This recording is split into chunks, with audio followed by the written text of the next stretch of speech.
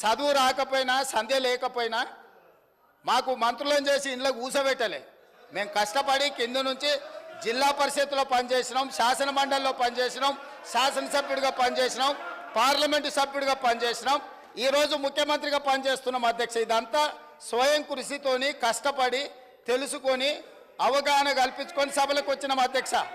అయ్య పేరు తాత పేరు చెప్పుకొని ఇందులోకి రాలేరు. కాబట్టి దయచేసి వివాదాల వైపు చర్చ వద్దు, వివాదాల వైపు చర్చ వద్దు. మీరు ఈ చర్చలో పాల్గొనండి, ఈ చర్చలో పాల్గొని మీ అభిప్రాయం చెప్పండి. అధ్యక్ష, ముఖ్యమంత్రి గారికి సహనము సంయమనము ఓపిక ఉండాలి అధ్యక్ష. మాటి మాటికి ఓపిక కోల్పోయి ఈ రన్నింగ్ కామెంటరీ అవసరం అధ్యక్ష. అధ్యక్ష, నేను కూడా అనొచ్చు అధ్యక్ష, పేమెంట్ కోటాలో ముఖ్యమంత్రి పదవి కొట్టేసిన నేను కూడా అనొచ్చు. మాట్లాడడం మేము కూడా మాట్లాడతాం. అయ్యల పేర్లు చెప్పి పదవులు అంటే రాహుల్ గాంధీని అంటుండా, రాజీవ్ గాంధీని అంటుండా నాకు తెలియదు అధ్యక్ష. ఎవరిని అంటుండ అధ్యక్ష? ఆయన ఎవరి గురించి మాట్లాడుతున్నాడు? ఇప్పుడు మినిస్టర్ గారు మా మిత్రులు పదే పదే దీక్ష గురించి ఉబలాట పడుతుండ్రు. మేము ఎప్పుడు కూడా చావు నోట్లో తలబెట్టి తెలంగాణ సాధించినమని మేము ఎప్పుడు చెప్పుకోలే. 24 గంటలు తిరగకంటే ముందే నిమ్మకాయ రసం దాగి మేము నిమ్స్ హాస్పిటల్లో ఎక్కించుకొని మేము ఎప్పుడు దీక్షలు చేసి చావు నోట్లో తలబెట్టినమని అబద్ధాలు చెప్పలే. రెండవది, 100 రూపాయలు పెట్టి పెట్రోల్ కొనుక్కున్నాం కానీ 10 పైసలు పెట్టి అగ్గిపెట్టే కొనుక్కోక డ్రామా చేయడం ద్వారా శ్రీకాంతాచార్యని, ఓ ఈశాన్ రెడ్డిని, ఓ యాదయ్యను మేము బలి కొనలే. మేము ఎవరి శవాల ప్రాతిపదికనో ఎవరి ప్రాణాల ప్రాతిపదికనో మేము అధికారంలోకి రావాలని కోరుకోలేదు.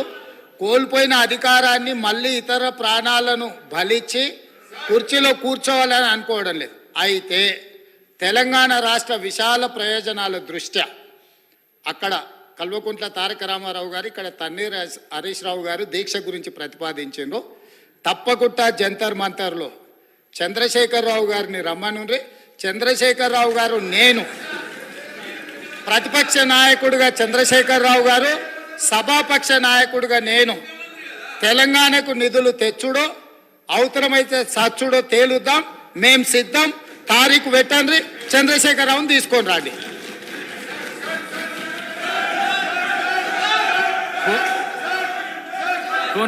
సాంబశివరావు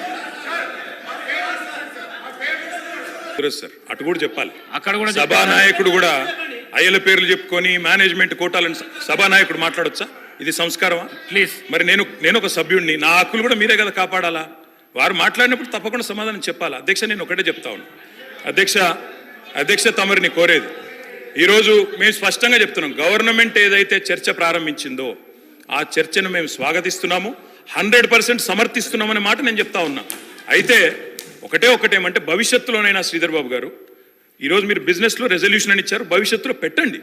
సబ్జెక్ట్ మీద చర్చ ఉంటే ఆ చర్చకు స్టేట్మెంట్ ఇవ్వండి, so that members can come prepared. ఇక అది వదిలేస్తే, ఆ మీమాంస వదిలేస్తే అధ్యక్ష, ఇప్పుడే నేను చెప్పాను అధ్యక్ష, మేము సీరియస్ విషయం కాబట్టి రెజల్యూషన్ సరిగ్గా పెట్టమని చెప్తున్నాను వెంకరెడ్డి గారు. అధ్యక్ష, ఈ రకంగా మంత్రులు డిస్టర్బ్ చేయడం మాటికి పద్ధతి కాదు. సీనియర్ మెంబర్లు ఇదేం పద్ధతి అధ్యక్ష? స్వాగతిస్తున్నామని చెప్తే మళ్ళీ ఈ రకంగా ఇబ్బంది పెట్టడం ఏంది? ఎంత ఓపిక లేదేమో అధ్యక్ష. రెడ్డి గారు ప్లీజ్ కూర్చోండి. అధ్యక్ష ప్లీజ్, నేను ఇస్తాను, కూర్చోండి. అధ్యక్ష, మేము క్లియర్ గా చెప్పేది, మేము అధ్యక్ష అధికార పక్షంలో ఉన్నా, ప్రతిపక్షంలో ఉన్నా, ఏ పక్షంలో ఉన్నా మేము తెలంగాణ ప్రజల పక్షం అధ్యక్ష.